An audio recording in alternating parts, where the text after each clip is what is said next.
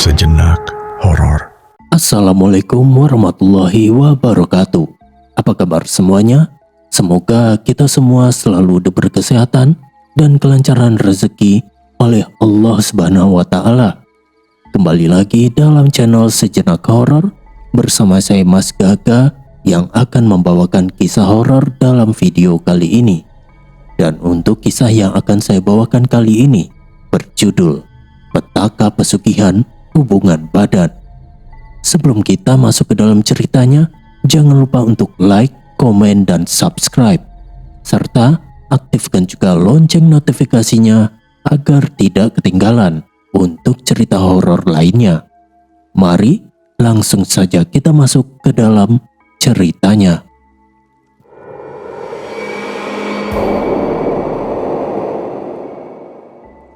Neng Nining duduk di teras kamar kontrakannya yang berukuran 3 kali 4 meter. Lantai teras terbuat dari semen yang sudah retak-retak di beberapa bagian. Dia baru saja bercerai 3 bulan yang lalu. Sekarang dia harus membiayai makan 4 orang anaknya sendirian. Anak pertamanya berumur 10 tahun bernama Rian. Yang kedua 8 tahun bernama Sinta. Ketiga 5 tahun bernama Dika. Dan yang terkecil baru 3 tahun bernama Lila. Setiap pagi, Neng Nining berangkat kerja di tempat pemancingan ikan milik orang lain. Dia membersihkan kolam, menyiapkan umpan, dan melayani pengunjung dari pagi sampai sore. Gajinya hanya cukup untuk makan hari itu saja. Seringkali uangnya tidak cukup untuk membeli beras esok harinya. Pagi itu, sebelum berangkat kerja, Neng Nining sedang memasak air untuk bubur anak-anaknya. Rian masuk ke dapur sambil mengusap mata. "Ah, perutku lapar sekali. Ada nasi tidak?" tanya Rian. Neng Nining menoleh dan menjawab pelan. "Belum ada, nak. Mama masak bubur saja dulu pakai sisa air kemarin. Sabar ya. Nanti mama usahakan beli beras sore ini." Sinta datang dari kamar sambil menggendong Lila yang masih mengantuk. "Mama, Lila minta susu. Tapi susunya sudah habis kemarin. Dika juga bilang dia mau roti. Mama kerja di pemancingan hari ini dapat uang berapa?" Neng Nining menghela nafas. "Susu habis. Roti juga belum bisa mama beli. Mama dapat gaji harian 30.000 saja. Nanti mama bagi untuk beli beras dan sayur. Kalian makan bubur dulu ya. Mama janji besok usahakan lebih baik." Dika yang baru bangun langsung berlari ke teras. "Mama, tetangga sebelah Kang Ujang kemarin kasih permen sama keripik. Kok dia baik sekali. Kalau mama bilang ke dia, mungkin dia kasih lagi." Neng Nining menggeleng. "Jangan minta terus, nak. Mama malu. Kang Ujang sudah sering kasih. Mama harus bisa mandiri. Sekarang kalian duduk dulu. Mama siapkan bubur." Anak-anak duduk di teras sambil menunggu. Neng Nining membagikan bubur ke 4 mangkuk kecil. Mereka makan tanpa banyak bicara. Setelah itu, Neng Nining berangkat kerja dengan sepeda motor tua. Di pemancingan, dia langsung membersihkan kolam. Bosnya, Pak Haji, mendekat sambil membawa ember umpan. "Ning, hari ini pengunjung sepi. Kamu bersihkan kolam nomor 3 dan nomor 5 ya. Gajinya tetap 30.000. Kalau ada yang tanya harga tiket, bilang 50.000 per orang," kata Pak Haji. Neng Nining mengangguk. "Baik, Pak. Saya kerjakan sekarang." "Pak, gaji minggu ini bisa dibayar lengkap tidak? Anak-anak sering minta makan yang agak enak." Pak Haji menjawab. "Bisa, tapi minggu depan dulu. Sekarang saya juga lagi susah. Kamu sabar saja." Dan Nining bekerja seharian tanpa istirahat panjang. Sore harinya, dia pulang dengan uang 30.000 di kantong. Di kontrakan, Kang Ujang sedang duduk di teras rumahnya sendiri.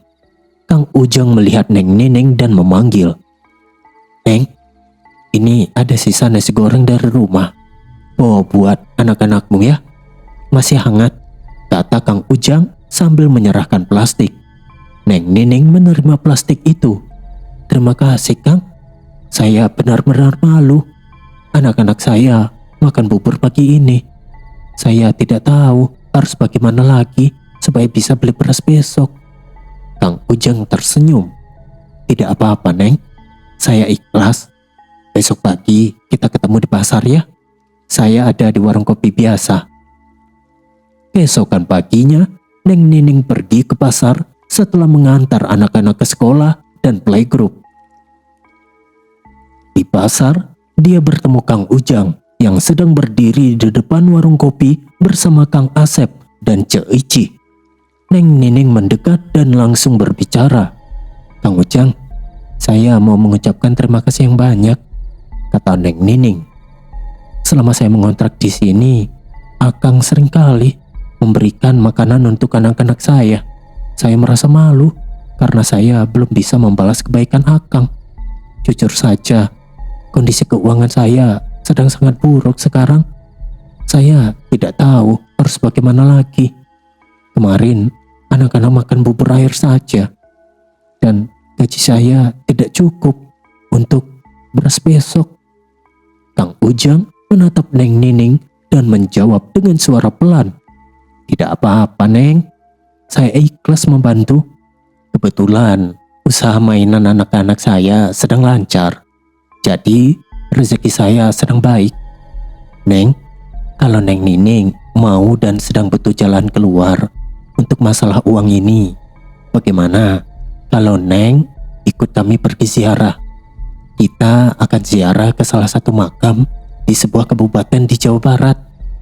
Neng Nining terkejut. Ziarah untuk apa itu, Kang? Kenapa harus jauh-jauh ke sana? Saya takut biayanya mahal. Saya tidak punya uang cadangan. Kang Ujang menjelaskan, kita ziarah untuk berdoa, meminta kelancaran rezeki. Di sana nanti ada ritual membuat sesajen. Kita hanya perlu berdoa saja. Yang memimpin doa dan mengurus semuanya adalah seorang pemuka agama dari daerah kita sendiri. Namanya Ajegan Jajang. Dia sudah sering memimpin rombongan seperti ini. Cek Ici ikut bicara dengan antusias. Benar, Neng. Saya sudah ikut 2 kali. Setelah itu, usaha suami saya jadi lebih baik. Dulu, kami cuma jualan gorengan. Sekarang sudah punya 2 warung. Kalau Neng mau ikut, kami senang sekali. Neng tidak perlu takut. Semuanya diatur. Kang Asep menambahkan. Iya, Neng. Tidak ada yang rugi. Kita berangkat malam Kamis depan. Semua biaya sudah diatur. Nanti Neng tinggal siapkan uang 500.000 saja untuk sesajen dan bensin. Itu pun bisa dicicil kalau belum ada. Setelah ritual, rezeki biasanya datang cepat. Saya sendiri sudah merasakan hasilnya. Neng Nining diam sebentar. Dia memikirkan anak-anaknya yang sering lapar. Rian yang harus jajan di sekolah, Sinta yang minta baju baru, Dika yang suka main bola, dan Lila yang masih butuh susu. Akhirnya, dia berkata, baiklah Kang, saya ikut. Tapi tolong jelaskan lagi detailnya. Saya takut salah langkah, karena anak-anak saya bergantung pada saya. Kang Ujang mengangguk. Tenang, Neng. Nanti kita ke rumah Ajengan Jajang dulu. Dia akan jelaskan semuanya. Ritualnya hanya ziarah dan doa. Tidak ada yang aneh-aneh. Cek Ici menepuk bahu Neng Nining. Betul, Neng. Kita semua sudah pernah ikut. Kamu tidak akan sendirian. Besok sore kita jemput ke rumahmu. Neng Nining tersenyum tipis. Terima kasih, Kang. Terima kasih, Cek. Terima kasih, Kang Asep. Saya harap ini jalan keluar untuk keluarga saya. Mereka berempat masih duduk di warung kopi selama 15 menit lagi. Kang Ujang memesan kopi tambahan untuk semua. Dan mereka terus mengobrol tentang anak-anak Neng Nining dan rencana ziarah.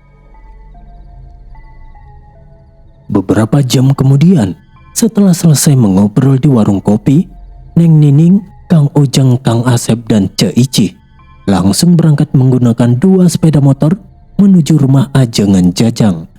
Neng Nining naik boncengan di motor Kang Ujang, sementara Cek Ici naik di motor Kang Asep. Jalanan sore itu ramai dengan kendaraan yang pulang kerja. Angin sore bertiup cukup kencang. Di tengah perjalanan, Neng Nining menepuk bahu Kang Ujang dan bertanya, "Kang, rumah Ajengan Jajang ini jauh ya? Saya khawatir anak-anak di rumah. Jadi saya pesan ke tetangga sebelah untuk jagain mereka sebentar." Kang Ujang menjawab sambil tetap memandang jalan. "Tidak jauh, Neng. Cuma 30 menit. Rumahnya di pinggir desa sebelah barat. Ajengan orangnya ramah dan sudah biasa menerima tamu seperti kita. Neng, tenang saja. Ritual ini sudah sering dilakukan. Banyak yang cerita rezekinya langsung lancar setelah pulang." Cek Ici yang motornya di belakang mendekat dan berteriak supaya terdengar, "Iya Neng Nining, saya dulu ikut pertama kali juga ragu seperti Neng. Tapi setelah ziarah, suami saya langsung dapat orderan besar. Sekarang kami sudah bisa bayar cicilan motor. Neng pasti tidak akan nyesel." Kang Asep menambahkan dari motornya, "Betul, Ajengan Jajang ini pemuka agama yang dipercaya banyak orang. Dia tahu betul cara ritualnya. Nanti Neng lihat sendiri. Yang penting Neng ikhlas dan percaya." Neng Nining masih bertanya lagi, "Tapi Kang, ritualnya benar-benar hanya ziarah dan doa. Saya takut ada yang aneh-aneh. Anak-anak saya masih kecil. Saya tidak mau bawa masalah." Kang Ujang tertawa kecil, "Aman Neng, saya sudah ikut 3 kali. Tidak ada yang aneh, cuma doa dan sesajen makanan biasa. Nanti di makam kita duduk, berdoa, selesai. Pulangnya langsung dapat rezeki." Mereka terus mengobrol selama perjalanan. Kadang Cek Ici bercerita pengalaman dia waktu ikut ritual kedua kali. "Waktu itu hujan deras, tapi makamnya tetap kami datangi. Setelah pulang, usaha saya jualan kain langsung laris. Neng, percaya deh." Perjalanan memakan waktu 30 menit persis. Akhirnya, mereka tiba di rumah Ajengan Jajang. Rumahnya sederhana, berdinding bata yang sudah agak kusam dan beratap genteng biasa. Halamannya kecil, ada 2 pot bunga di depan pintu. Ajengan Jajang yang sudah menunggu di teras langsung berdiri dan mempersilahkan mereka masuk ke ruang tamu. Mereka duduk di tikar yang sudah digelar di lantai. Kang Ujang langsung berbicara tanpa basa-basi, "Ajengan, ini ada tetangga baru saya. Namanya Neng Nining. Dia baru ditinggal suaminya dan sekarang harus mengurus 4 anak sendirian. Keadaan ekonominya sangat sulit. Kalau kita jadi berangkat ziarah, apakah boleh Neng Nining ikut bersama rombongan kita?" Ajengan Jajang mengangguk pelan dan melihat langsung ke arah Neng Nining. "Boleh saja, kalau mau ikut. Neng Nining, siapa nama lengkapnya? Apa hari lahir atau wetonnya? Nanti di sana ritualnya adalah ziarah ke makam pemuka agama zaman dahulu. Nanti kalian siapkan saja uang untuk membeli sesajen. Biar saya yang membeli dan mengumpulkan barang-barangnya supaya tidak repot." Neng Nining menjawab dengan suara agak gugup, "Nama lengkap saya Nining Suryani, Ajengan. Weton saya hari Rabu Pahing. Berapa uang yang harus saya siapkan, Ajengan? Saya takut uang saya tidak cukup karena penghasilan saya kecil. Gajinya cuma 30.000 sehari, dan itu pun kadang kurang untuk makan anak-anak." Ajengan Jajang menjawab dengan tegas tapi suaranya tetap tenang. "Totalnya 500.000, 300.000 untuk membeli sesajen, dan 200.000 untuk biaya sewa mobil dan bensin ke sana. Kita akan berangkat hari Kamis depan. Itu malam Jumat Kliwon dan bertepatan dengan bulan Maulud. Waktu yang sangat tepat untuk ziarah. Sesajennya hanya makanan dan bunga. Tidak ada yang aneh. Nanti jangan kaget kalau makamnya ada di tempat yang sepi. Tapi tenang, Abah Karta juru kuncinya sudah kenal saya." Neng Nining mengangguk lagi. "Baik Ajengan, besok saya serahkan uangnya." Tapi tolong jelaskan sekali lagi. Ritualnya nanti apa saja yang harus saya lakukan? Saya takut salah. Ajengan Jajang tersenyum kecil dan menjelaskan lebih panjang. Nanti kita ziarah ke makam. Taruh sesajen lalu saya dan Abakarta memimpin doa. Kalian duduk di belakang dan sebutkan permintaan di hati masing-masing. Setelah itu kita lanjut ke danau untuk ritual air. Semuanya halal dan sesuai ajaran. Tidak ada yang aneh-aneh. Cek Ici ikut menimpali. Benar Ajengan, saya sudah 2 kali ikut. Semuanya lancar. Neng Nining, uang 500.000 itu nanti balik berkali-kali lipat kok. Kang Asep menambahkan. Iya, Ajengan. Kalau Neng Nining belum punya uang pas sekarang, bisa kami bantu dulu. Tapi besok Neng serahkan ya, supaya kami bisa atur mobil. Neng Nining menghela nafas lega. Terima kasih Ajengan. Terima kasih semuanya. Besok pagi saya antar uangnya ke sini. Mereka masih duduk di ruang tamu hampir 1 jam. Ajengan Jajang menceritakan sedikit tentang makam yang akan mereka kunjungi. Makam itu sudah ratusan tahun. Pemiliknya pemuka agama besar dulu. Banyak orang yang datang minta rezeki di sana. Kang Ujang bertanya, Ajengan, rombongan kita nanti berapa orang totalnya? Ajengan Jajang menjawab, 7 orang. Sudah termasuk kita berlima plus 2 orang lain yang sudah daftar dari kemarin. Mobilnya cukup untuk 7. Setelah itu mereka pamit pulang. Keesokan harinya, pagi-pagi sekali, Neng Nining sudah ada ke rumah Ajengan Jajang dengan membawa uang 500.000 yang dia kumpulkan dari gaji dan pinjam sedikit ke tetangga. Dia menyerahkan uang itu langsung ke tangan Ajengan Jajang. Ini uangnya Ajengan, 500.000 pas, kata Neng Nining. Saya pinjam dulu ke tetangga untuk lengkapin. Tolong doakan anak-anak saya ya. Ajengan Jajang menerima uang itu dan berkata, Insya Allah Neng, saya yang atur semuanya sesajen. Kamu tinggal ikut saja. Jangan lupa hari Kamis jam 8 malam kumpul di sini. Hari Kamis pukul 8 malam, rombongan yang berjumlah 7 orang sudah lengkap berkumpul di depan rumah Ajengan Jajang. Mereka berangkat menyewa 1 mobil Avanza hitam. Di dalam mobil ada Neng Nining, Kang Ujang, Kang Asep, Cek Ici, Ajengan Jajang, dan 2 orang lain yang bernama Kang Dadang dan Cek Eni. Mobil mulai melaju keluar kota. Di dalam mobil, obrolan langsung ramai. Cek Eni yang duduk di belakang bertanya ke Neng Nining. Neng, baru ikut ya? Saya sudah 3 kali. Rezekinya selalu datang, tapi sabar dulu ya. Neng Nining menjawab, iya Cek, saya baru pertama. Anak-anak saya di rumah saya titipkan ke tetangga. Saya khawatir mereka lapar malam ini.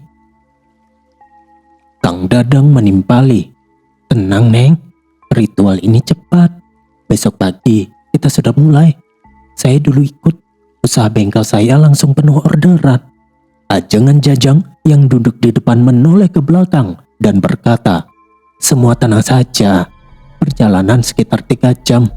Nanti kita langsung ke rumah Abah Karta. Sesajen sudah saya siapkan di bagasi.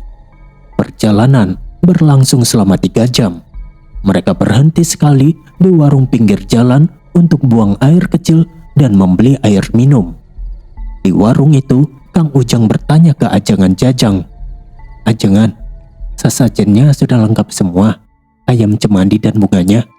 Ajengan Jajang menjawab, sudah lengkap. Saya yang beli siang tadi. Nanti Abah Karta yang atur di makam. Mereka tiba di kota tujuan pada pukul 11 malam dan berhenti di depan rumah juru kunci makam tersebut, yaitu Abah Karta. Rumah Abah Karta kecil, tapi lampunya masih menyala terang. Abah Karta keluar menyambut sambil membawa senter. Selamat malam semua. Silakan istirahat sebentar di teras. Sesajen sudah siap di bagasi, tanya Abah Karta. Kang Ujang menjawab, sudah Abah, kami bawa 2 nampan besar. Ajengan yang ngatur semuanya. Abah Karta menyuruh Kang Ujang dan Kang Asep mengeluarkan sesajen dari bagasi mobil. Neng Nining ikut mendekat dan melihat ada dua nampan berukuran besar. Nampan pertama berisi daging ayam cemani yang berwarna hitam pekat, beberapa buah-buahan seperti pisang dan jeruk, kue basah jenis lapis dan cucur, serta umbi-umbian rebus seperti singkong dan ubi. Nampan kedua berisi 7 rupa bunga yang warnanya berbeda-beda, 2 gelas kopi hitam pahit, 2 gelas kopi manis, dan 1 mangkuk rujak kelapa yang masih segar. Neng Nining bertanya pelan ke Cek Ici. "Cek, ini sesajennya biasa saja ya? Saya kira ada yang aneh." Cek Ici menjawab, "Biasa kok Neng, hanya ini. Nanti kita taruh di makam, doa, selesai." Abah Karta melihat nampan-nampan itu dan berkata, "Bagus, sudah lengkap. Sekarang istirahat dulu 15 menit. Lalu kita jalan kaki ke makam. Malam ini tepat waktu." Semua anggota rombongan duduk di teras rumah Abah Karta sambil minum air yang disediakan. Mereka masih mengobrol kecil tentang harapan masing-masing. Neng Nining diam-diam berdoa dalam hati supaya ritual ini benar-benar membawa rezeki untuk anak-anaknya. Tepat pukul 12 malam, Abah Karta berdiri di teras rumahnya dan melihat jam di tangannya. Dia mengangguk ke arah rombongan yang sudah siap. "Sekarang waktunya kita berangkat ke makam," kata Abah Karta dengan suara pelan tapi jelas. "Semua ikut saya. Jalan kaki saja, sekitar 200 meter. Bawa senter masing-masing. Jangan ada yang ketinggalan." Neng Nining langsung berdiri dan memegang lengan Cek Ici. "Cek, gelap sekali di luar. Saya takut tersandung. Apakah makamnya jauh benar?" tanyanya. Cek Ici menepuk tangan Neng Nining. "Tidak jauh Neng, kita sudah biasa. Pegang senter ini erat-erat. Nanti di makam tenang saja. Doanya mudah kok." Kang Ujang yang berdiri di belakang menimpali. "Iya Neng, saya sudah 3 kali lewat jalan ini. Pohon-pohonnya tinggi, tapi jalannya datar. Neng, ikut di tengah-tengah saja, supaya tidak kesepian." Ajengan Jajang menambahkan sambil mengambil 2 nampan sesajen. "Semuanya jaga suara. Di hutan ini malam Jumat Kliwon. Lebih baik tidak banyak bicara. Tapi kalau Neng Nining ada yang ingin ditanyakan, tanya sekarang, sebelum kita masuk hutan." Kang Asep mengangkat senter kecilnya dan berkata, "Abah, sesajennya berat. Biar saya dan Kang Dadang yang bawa 1 nampan. Kang Ujang bawa yang satunya lagi." Abah Karta mengangguk. "Bagus, mari kita mulai berjalan." Mereka berjalan kaki sejauh 200 meter memasuki area hutan. Pohon-pohon setinggi 30 meter berdiri rapat di kiri kanan jalan setapak. Tidak ada lampu penerangan sama sekali. Hanya cahaya senter kecil yang mereka bawa yang menerangi tanah di depan kaki. Angin malam berhembus pelan, membuat daun-daun bergoyang pelan. Di tengah jalan, Neng Nining berbisik ke Cek Eni yang berjalan di sampingnya. "Cek Eni, ini benar-benar aman. Saya dengar suara seperti sesuatu bergerak di semak-semak tadi." Cek Eni menjawab pelan, "Itu cuma angin atau binatang kecil Neng. Saya sudah 3 kali ikut, tidak pernah ada apa-apa. Fokus saja ke doa nanti." "Neng mau minta apa? Rezeki untuk anak-anak?" Neng Nining mengangguk. "Iya Cek, saya ingin anak-anak tidak lapar lagi. Rian, Sinta, Tika, Lila, mereka sudah cukup menderita." Kang Dadang yang berjalan di depan mendengar dan menoleh. "Semua orang di sini punya cerita yang sama Neng. Saya dulu hampir bangkrut bengkelnya. Setelah ziarah ini, orderan datang bertubi-tubi. Neng pasti juga dapat." Setibanya di makam, Abah Karta meminta semua berhenti. Makam itu kecil, hanya ada 1 batu nisan besar yang sudah ditumbuhi lumut. Abah Karta meletakkan 2 nampan sesajen itu di dekat batu nisan dengan hati-hati. Dia mengatur posisi nampan pertama yang berisi daging ayam cemani, buah-buahan, kue basah, dan umbi-umbian rebus tepat di sebelah kiri nisan. Nampan kedua yang berisi 7 rupa bunga, kopi hitam pahit, kopi manis, dan rujak kelapa diletakkan di sebelah kanan. Abah Karta mengambil dupa dari kantongnya dan menyalakan satu persatu di 4 sudut makam. Asap dupa mulai naik pelan. Dia menoleh ke belakang dan berkata kepada seluruh rombongan, "Sekarang saya akan mulai berdoa.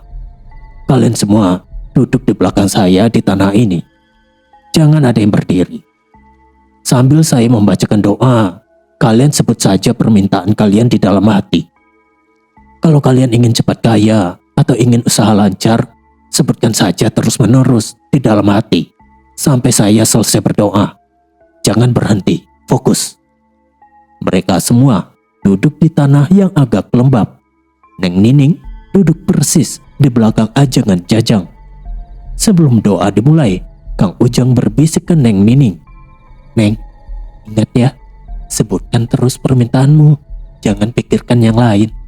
Saya dulu minta usaha mainan lancar. Sekarang sudah 3 kios." Cek Ici yang duduk di sebelah Neng Nining menambahkan, "Saya minta warung saya ramai. Neng, kamu sebutkan nama anak-anakmu satu persatu supaya doanya lebih kuat." Neng Nining mengangguk dan berbisik balik, "Baik, Cek. Saya akan sebutkan terus, tapi tangan saya dingin sekali. Apakah ini biasa?" Ajangan Jajang yang mendengar menjawab pelan tanpa menoleh, "Biasa, Neng. Itu pertanda doa sedang bekerja. Sekarang diam, Abah Karta sudah mulai." Prosesi berdoa itu berlangsung selama 1 jam penuh. Abah Karta membacakan doa dengan suara rendah dan perlahan, karena kadang dia mengucapkan kalimat yang sama berulang-ulang. Neng Nining duduk diam, tangannya terlipat di pangkuan. Dalam hati dia berdoa berulang-ulang, "Ya Tuhan, berikan rezeki yang halal untuk anak-anak saya. Saya tidak mau mereka kelaparan lagi. Rian, Sinta, Ika, Lila, beri kami makan yang cukup setiap hari. Ya Tuhan, berikan rezeki yang halal untuk anak-anak saya." Di tengah doa, Cek Eni yang duduk di samping Kang Asep berbisik sangat pelan, "Kang Asep, kamu minta apa kali ini?" Kang Asep menjawab tanpa membuka mata, "Saya minta istri saya berhenti marah-marah terus. Usaha saya juga lancar." Kang Dadang yang di ujung baris ikut berbisik, "Saya minta bengkel penuh sampai bulan depan." Setelah 1 jam, dupa di 4 sudut sudah habis terbakar. Abah Karta berdiri perlahan dan membersihkan tangannya. "Selesai," katanya. "Semua bangun pelan-pelan. Kita istirahat sebentar di sini." Kang Ujang langsung bertanya, "Abah, apakah doa kita sudah diterima? Saya merasa dada saya hangat sekali tadi." Abah Karta menjawab dengan suara tenang, "Kita tidak tahu langsung, tapi ritual masih lanjut. Kita lanjut saja ke danau. Di sana ritualnya dilanjutkan. Jangan banyak tanya dulu. Yang penting kalian sudah berdoa dengan sungguh-sungguh." Neng Nining berdiri dan mengusap lututnya yang pegal. Dia mendekat ke Cek Ici dan bertanya, "Cek, rasanya aneh ya. Saya seperti merasa ada yang memperhatikan kita dari belakang pohon tadi." Cek Ici tersenyum kecil, "Itu biasa, Neng. Makam ini keramat. Besok pagi kita lihat hasilnya. Sekarang ikut Abah ke danau. Jalan lagi 100 meter saja." Ajangan Jajang ikut berbicara, "Benar, semua jaga tenaga. Di danau nanti ada ritual air. Ikuti instruksi saya nanti. Jangan ada yang mundur." Abah Karta mengambil senter besarnya dan mulai berjalan memimpin rombongan lagi. "Ayo ikut saya. Danau ada di depan. Malam ini masih panjang." Semua anggota rombongan mulai berjalan mengikuti Abah Karta. Neng Nining memegang senter lebih erat. Dia masih mengulang doanya dalam hati sambil berjalan. Di belakangnya, Kang Ujang dan Kang Asep masih berbincang pelan tentang harapan mereka masing-masing. Malam semakin larut, tapi tidak ada satupun yang ingin pulang sekarang. Mereka semua ingin melanjutkan ritual sampai selesai. rombongan berjalan lagi sejauh 100 meter mengikuti Abah Karta. Jalan setapak semakin sempit dan tanahnya mulai lembab. Neng Nining berjalan di tengah rombongan sambil memegang senter dengan dua tangan. Udara malam terasa lebih dingin di dekat danau. Kang Ujang yang berjalan di belakang Neng Nining bertanya, "Neng, kaki Neng pegal tidak? Jalan ini agak licin karena dekat air." Neng Nining menjawab sambil menoleh, "Sedikit pegal, Kang. Tapi yang lebih membuat saya khawatir adalah air danau nanti. Abah bilang ritual air ini lanjutan dari makam. Apakah benar-benar harus masuk air malam-malam begini?" Cek Ici yang berjalan di samping Neng Nining langsung menjawab, "Harus, Neng. Saya sudah 2 kali masuk air ini. Dingin memang, tapi setelahnya rasanya lega. Neng, bayangkan rezeki yang akan datang untuk anak-anak." Kang Asep ikut bicara dari belakang, "Iya, Neng. Saya dulu juga ragu. Tapi setelah menyelam 7 kali, usaha saya langsung naik. Neng, jangan berpikir terlalu lama. Ikuti saja instruksi Ajengan." Ajengan Jajang yang berjalan di depan bersama Abah Karta menoleh sebentar dan berkata, "Semua jaga langkah. Danau sudah dekat. Nanti di sana ikuti saja perintah saya dengan benar. Jangan ada yang setengah-setengah." Cak Eni yang berjalan paling belakang bertanya pelan ke Kang Dadang, "Kang, air danau ini dalam tidak? Saya takut lumpurnya." Kang Dadang menjawab, "Tidak terlalu dalam, Cek. Cuma sampai dada saja. Yang penting ikan-ikannya mau makan dari tangan kita." Akhirnya mereka tiba di tepi sebuah danau. Airnya terlihat hitam karena malam sangat gelap. Hanya cahaya senter yang memantul sedikit di permukaan air. Ada 2 bilik bambu sederhana di pinggir danau. Satu untuk laki-laki dan satu untuk perempuan. Ajengan Jajang berbalik menghadap seluruh rombongan. Dia mengangkat tangan dan memberikan instruksi dengan suara jelas, "Sekarang semua ganti pakaian kalian di bilik itu. Laki-laki masuk ke bilik kanan, perempuan ke bilik kiri. Bisa benar-benar. Kalian harus melepas semua pakaian, termasuk pakaian dalam. Tinggalkan pakaian kalian di bilik. Dan kalian hanya boleh memakai kain kafan putih yang sudah saya siapkan di balik bilik. Perempuan memakai kain kafan diikat dari atas dada sampai lutut. Laki-laki dari pinggang sampai lutut. Ini tujuannya untuk meninggalkan hal-hal duniawi sementara waktu. Jangan bawa apa-apa ke air nanti." Cek Ici langsung bertanya dengan suara agak ragu, "Ajengan, apakah ini benar-benar perlu? Saya merasa tidak enak melepas semua pakaian di tempat seperti ini, malam-malam pula." Ajengan Jajang menjawab tegas tanpa ragu, "Ini syarat ritualnya. Kalau tidak mau, boleh pulang sekarang. Tapi rezeki yang diharapkan tidak akan datang. Sudah banyak yang ikut dan berhasil karena mau mengikuti semua langkah ini. Cak Ici sudah 2 kali pasti tahu." Cak Eni ikut bertanya, "Ajengan, kain kafannya bersih tidak? Saya khawatir ada yang kotor." Ajengan Jajang menjawab, "Bersih semua. Saya yang siapkan sendiri dari rumah. Cepat ganti sekarang. Waktunya sudah hampir 1 lewat." Semua masuk ke bilik masing-masing.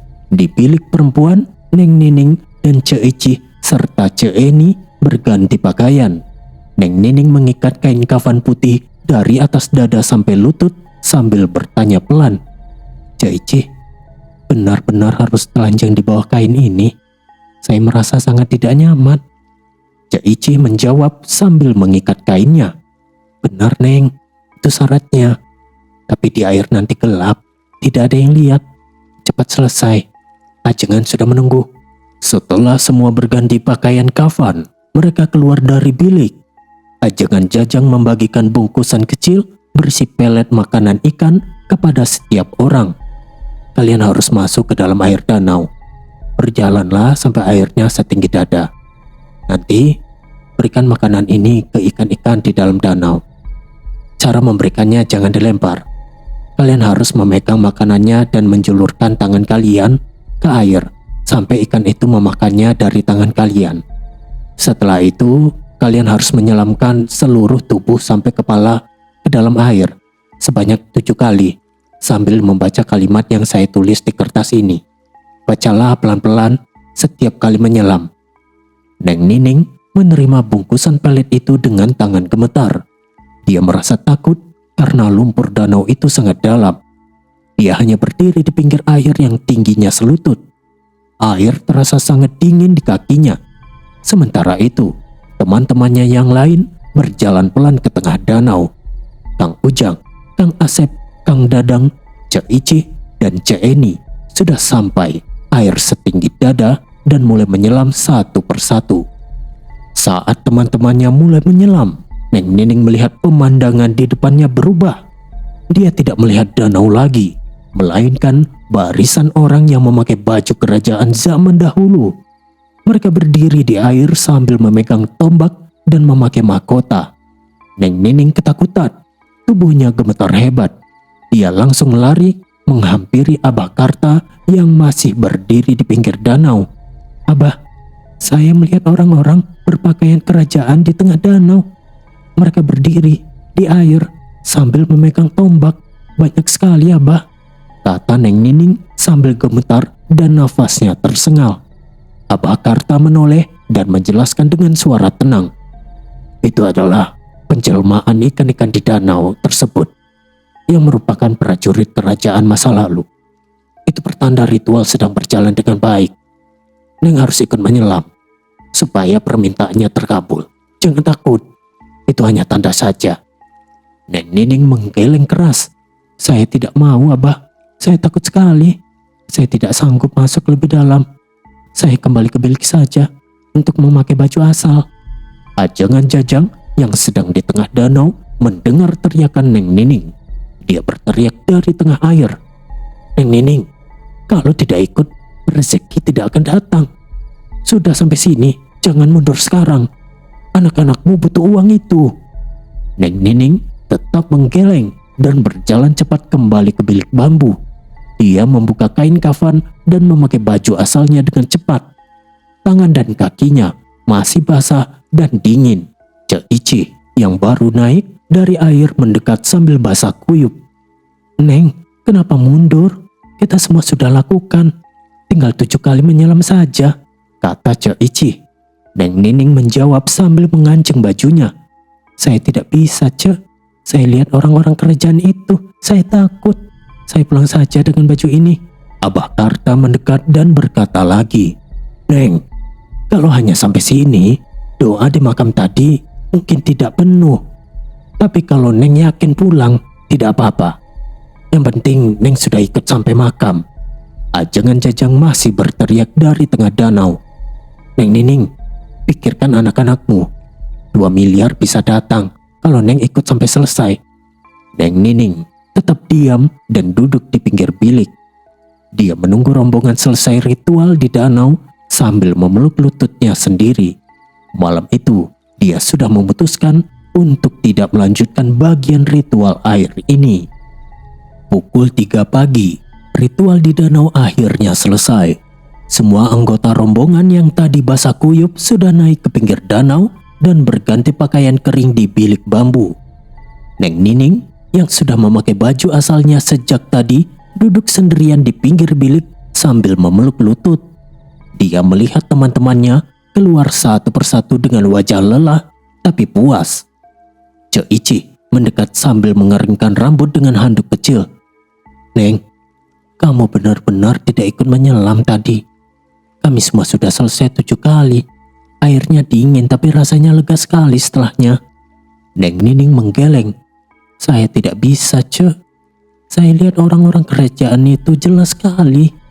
Saya takut. Saya sudah putuskan untuk berhenti di sini." Kang Asep yang baru keluar dari bilik laki-laki ikut mendekat. "Neng, sayang sekali loh. Ritual air ini penting. Tapi kalau Neng sudah tidak mau, ya tidak dipaksa. Kita pulang saja sekarang." Ajangan Jajang keluar terakhir dan langsung memerintahkan, "Semuanya cepat masuk mobil. Kita pulang sekarang. Sudah larut. Besok pagi kalian masih harus kerja."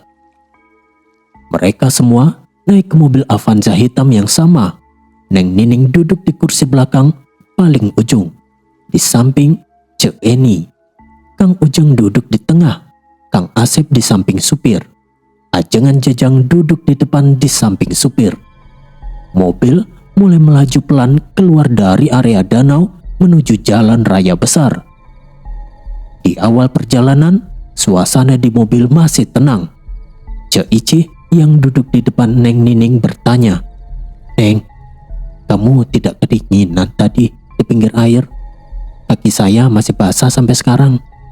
Neng Nining menjawab pelan, "Dingin sekali, Cek. Tapi saya lebih takut melihat bayangan itu. Anak-anak saya di rumah pasti sudah tidur. Saya harap tetangga tidak lupa jagain mereka." Kang Dadang yang duduk di tengah ikut bicara, "Neng, besok pagi kita sudah sampai rumah. Ritual di makam dan doa tadi sudah cukup kuat. Rezeki pasti datang kok." Ajengan Jajang diam saja selama 10 menit pertama. Mobil terus melaju di jalan gelap. Tiba-tiba, di tengah perjalanan, Ajengan Jajang menoleh ke kursi belakang dan menatap langsung ke arah Neng Nining. Wajahnya serius. "Neng Nining, ritual kita belum selesai sepenuhnya," kata Ajengan Jajang dengan suara datar. "Nanti setelah kita sampai di kota kita, mobil ini tidak langsung mengantar ke rumah. Kita harus berhenti di sebuah hotel di pinggir kota. Di hotel itu, syarat terakhir agar uang 2 miliar rupiah itu bisa cair adalah kamu harus melakukan hubungan badan dengan saya di dalam kamar hotel. Karena kamu baru pertama kali ikut, kamu bagiannya bersama saya. Yang lain sudah tahu aturannya." Neng Nining terkejut, matanya membelalak. Dia langsung marah, suaranya naik tinggi. "Kenapa Ajengan baru bilang ada syarat seperti ini sekarang? Waktu di rumah Ajengan, waktu di warung kopi, waktu di rumah Ajengan lagi, Ajengan bilang ritualnya hanya ziarah ke makam dan membawa sesajen. Tidak ada kata-kata tentang hotel atau hubungan badan. Saya tidak mau ikut campur dalam urusan asusila seperti ini. Saya mau pulang ke rumah saya sekarang juga. Saya tidak mau uang miliaran kalau caranya harus tidur di hotel dengan laki-laki yang bukan suami saya." Ajengan Jajang memarahi Neng Nining dengan suara keras. "Neng bodoh sekali. Kesempatan jadi kaya datang sekali seumur hidup. Kalau ditolak, kamu yang akan menyesal seumur hidup. Lihat saja teman-temanmu, mereka sudah siap. Cek Ici sudah 2 kali lakukan ini dan usahanya lancar. Kang Asep juga, Kang Ujang juga. Semua dapat rezeki besar setelah melewati syarat terakhir ini." Cek Ici diam saja, menunduk memandang lantai mobil. Kang Asep dan Kang Ujang juga tidak bicara sepatah kata pun. Mereka hanya menatap ke depan. Neng Nining tetap menolak dengan tegas. Suaranya semakin keras. "Saya tidak mau. Saya tidak peduli mereka sudah lakukan atau belum. Saya tidak mau. Saya punya anak 4. Saya tidak mau jadi seperti itu. Ajengan bohong dari awal. Turunkan saya di depan gang rumah saya sekarang. Saya turun di sini saja. Supir, tolong berhenti." Kang Ujang akhirnya membuka suara dengan suara pelan. "Neng, pikirkan dulu. 2 miliar itu bisa ubah hidup anak-anakmu. Sekali ini saja." Neng Nining langsung menjawab Kang Ujang. "Tidak, Kang. Saya sudah putuskan. Saya tidak mau. Kalau Akang dan yang lain mau lanjut ke hotel, silakan. Saya turun sekarang." Cek Eni yang duduk di samping Neng Nining berbisik, "Neng, jangan keras kepala. Saya juga dulu ragu. Tapi setelah itu, uangnya benar-benar datang." Neng Nining menggeleng keras. "Tidak, Cek Eni. Saya tidak mau. Saya minta turun. Ajengan, tolong suruh supir berhenti." Ajengan Jajang menghela nafas kesal. "Dasar bodoh. Kamu akan menyesal, Neng.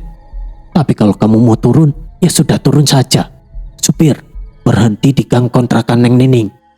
Supir mengangguk dan memperlambat mobil. Akhirnya, mobil itu berhenti tepat di depan gang rumah kontrakan Neng Nining. Pintu belakang terbuka. Neng Nining turun dengan cepat tanpa menoleh lagi. Sebelum pintu tertutup, Ajengan Jajang masih berteriak dari dalam mobil. "Neng, ini kesempatan terakhir. Kalau kamu turun sekarang, rezeki yang kamu minta di makam tadi tidak akan datang. Neng Nining berdiri di pinggir jalan dan menjawab tegas. Saya tidak butuh rezeki dari cara seperti itu, Ajengan. Saya pulang ke anak-anak saya. Selamat jalan. Mobil itu langsung melaju lagi. 5 orang lainnya melanjutkan perjalanan menuju hotel yang sudah direncanakan Ajengan Jajang. Neng Nining berdiri sendirian di gang rumah yang gelap. Dia berjalan pelan menuju kontrakannya sambil mengusap air mata yang mulai jatuh. Malam itu, dia masuk ke kamar, melihat anak-anaknya yang tidur pulas, dan berjanji dalam hati untuk tidak pernah ikut ritual seperti itu lagi.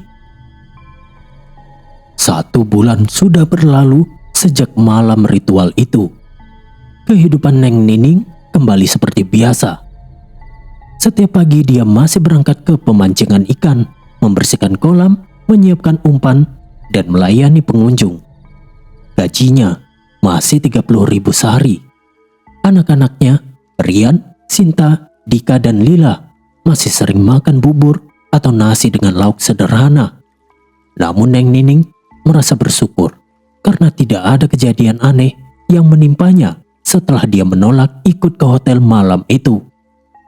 Suatu sore, sekitar pukul 5, Neng Nining sedang menyapu teras kontrakannya ketika Cek Ici datang. Wajah Cek Ici sangat pucat, matanya hitam dan cekung karena kurang tidur. Rambutnya acak-acakan. Dia langsung duduk di lantai teras tanpa dipersilakan. Neng Nining terkejut melihat keadaannya. Cek Ici, astaga Cek, kenapa? Wajah Cek pucat sekali. Duduk dulu, saya ambilkan air minum. Cek Ici menggeleng lemah. Tangannya gemetar saat menerima gelas air dari Neng Nining. Neng Nining, saya sudah tidak tahan lagi. Sudah 1 bulan ini, setiap malam saya tidak bisa tidur. Begitu saya menutup mata, ada sosok makhluk berbulu hitam, tinggi sekali, besar badannya, berdiri di sudut kamar saya. Makhluk itu diam saja, tapi matanya terus melihat ke arah saya. Saya sudah coba tidur di ruang tamu, tidur di rumah saudara, tetap sama saja muncul. Saya mau tanya, apakah Neng Nining juga mengalami kejadian seperti di rumah? Neng Nining duduk di depan Cek Ici dan menggeleng. Tidak Cek, alhamdulillah saya tidak melihat apa-apa. Rumah saya aman-aman saja. Anak-anak juga tidur nyenyak setiap malam. Cek, waktu di hotel itu, sebenarnya apa yang kalian lakukan? Apakah kalian benar-benar melakukan hubungan badan seperti yang dikatakan Ajengan Jajang di mobil malam itu? Cek Ici langsung menangis. Air matanya jatuh ke lantai. Iya Neng, iya. Di hotel itu kami menyewa 1 kamar besar. Ajengan Jajang bilang itu syarat terakhir supaya uang 2 miliar itu cair. Saya melakukan hubungan badan secara bergantian dengan Ajengan Jajang, temannya yang satu lagi, Kang Asep dan Kang Ujang. Kami lakukan sampai pagi. Ajengan Jajang terus bilang, lakukan sampai puas. Nanti rezeki datang sangat cepat, bahkan dalam hitungan minggu. Tapi sampai sekarang, uangnya tidak ada sama sekali. Malah saya diteror makhluk hitam berbulu itu setiap malam. Saya menyesal sekali Neng. Neng Nining memegang tangan Cek Ici. Cek, kenapa Cek tidak bilang dari awal kalau ada syarat seperti itu? Kenapa kalian ikut saja? Cek Ici menangis semakin keras. Saya malu Neng. Waktu di mobil, saya sudah terlanjur ikut. Saya pikir itu memang harus dilakukan untuk dapat rezeki besar. Saya juga butuh uang untuk warung saya. Tapi sekarang semuanya hancur. Mereka berdua kemudian memanggil Kang Asep yang kebetulan sedang dikontrakan sebelah. Kang Asep datang dalam waktu 5 menit. Wajahnya juga tampak lelah. Kang Asep duduk dan langsung berkata, saya juga diteror makhluk hitam berbulu itu setiap malam.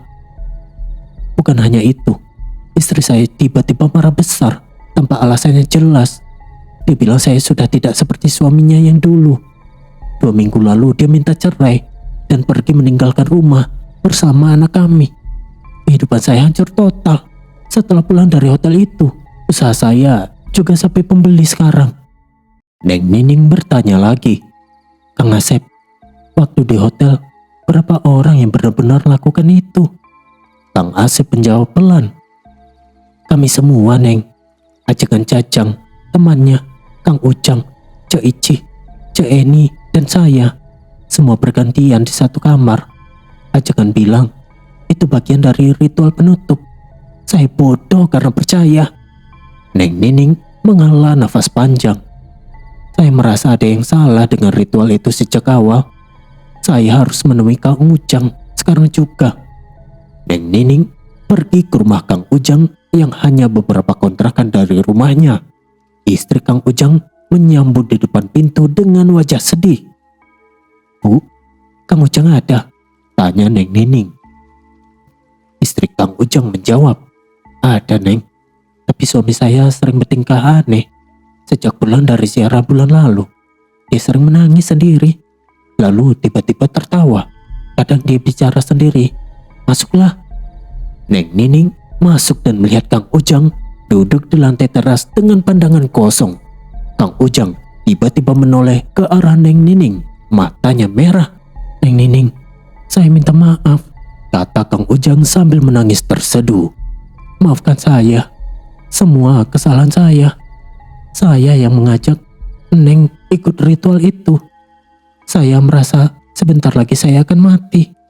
Badan saya sakit semua. Tulang saya seperti mau copot. Neng Nining bertanya lembut, Kang, kenapa Kang bisa seperti ini? Apa yang terjadi di hotel itu sebenarnya? Kang Ujang menangis lebih keras. Kami melakukan semua yang disuruh ajengan. Saya pikir itu akan membawa rezeki. Tapi sekarang saya melihat hantu-hantu terus. Maafkan saya, Neng. Tiba-tiba Kang Ujang berhenti menangis. Wajahnya berubah. Dia tertawa keras sambil menunjuk ke halaman rumah yang kosong. Neng, lihat itu di luar sana. Banyak sekali anak kecil yang lucu-lucu. Mereka sedang bermain di halaman. Lihat mereka memanggil-nanggil saya. Ayo main, ayo main. Istri Kang Ujang menangis melihat suaminya. Sudah seperti ini setiap hari, Neng. Kadang dia bilang ada anak-anak yang tidak kelihatan orang lain.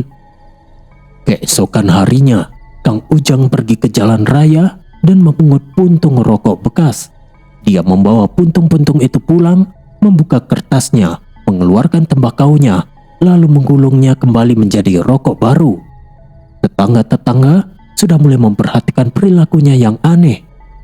Beberapa hari kemudian, Neng Nining sedang berdiskusi dengan Kang Asep dan Cek Ici di kontrakannya. Mereka bertiga mencoba mencari jalan keluar dari teror ini. Tiba-tiba dari pengeras suara masjid terdengar pengumuman, Inna lillahi wa inna lillahi roji'un. Telah meninggal dunia Bapak Ujang bin Ahmad. Jenazah akan segera dimandikan di rumahnya. Cek Ici langsung menutup mulutnya. Ya Allah, Kang Ujang. Setelah acara tahlilan hari ke-7 untuk Kang Ujang selesai, Neng Nining, Cek Ici, Kang Asep, dan istri almarhum Kang Ujang memutuskan untuk menyewa mobil dan kembali ke kota tempat makam keramat itu berada. Mereka mendatangi rumah Abah Karta. Neng Nining menjelaskan semuanya dengan detail kepada Abah Karta. Abah, teman-teman saya ini waktu pulang dari danau, mereka diajak oleh ajengan Cacang ke hotel. Di sana mereka disuruh melakukan hubungan badan secara bergantian. Setelah itu, mereka diteror makhluk hitam berbulu. Kang Ujang jadi tidak waras dan sekarang sudah meninggal dunia. Abah Karta terkejut. Dia menggelengkan kepalanya berkali-kali. Itu adalah kesalahan yang sangat fatal. Ritual di sini tidak pernah meminta syarat hubungan badan atau pesta asusila seperti itu. Ajengan Cacang telah menipu kalian dan mencampur ritual ini dengan ilmu sesatnya sendiri untuk kepuasannya. Saya sangat menyesal kalian mengalami ini. Abah Karta kemudian menuliskan bacaan doa di selembar kertas. Kalian harus mencampur air putih dengan garam kasar. Lalu bacakan doa ini 7 kali. Gunakan air itu untuk mandi setiap malam selama 7 hari berturut-turut. Mandi dari kepala sampai kaki. Insya Allah pengaruh buruknya akan hilang. Mereka pulang dan melakukan instruksi Abah Karta dengan disiplin. Setiap malam mereka mandi air garam sambil membaca doa tersebut. Pada hari ke-8, setelah mereka selesai mandi air garam, istri Ajengan Jajang menelpon Cek Ici. "Cek, Ajengan Jajang baru saja meninggal dunia secara tiba-tiba tadi malam. Dokter bilang serangan jantung." Setelah kematian Ajengan Jajang dan prosesi mandi air garam itu, teror makhluk berbulu tidak pernah datang lagi mengganggu Cek Ici dan Kang Asep. Mereka berdua akhirnya bisa tidur nyenyak. Neng Nining tetap hidup sederhana bersama keempat anaknya. Meski uang masih pas-pasan, dia dan anak-anaknya tidak pernah diganggu apapun. Setiap malam sebelum tidur, Neng Nining selalu bersyukur telah menolak syarat yang salah itu. Demikianlah cerita horor dalam video kali ini. Semoga segala peristiwa yang terjadi dalam cerita ini kita dapat mengambil hikmahnya. Terima kasih sudah mendengarkan. Jangan lupa untuk like, komen, dan subscribe. Serta aktifkan juga lonceng notifikasinya agar tidak ketinggalan untuk cerita horor lainnya. Wassalamualaikum warahmatullahi wabarakatuh.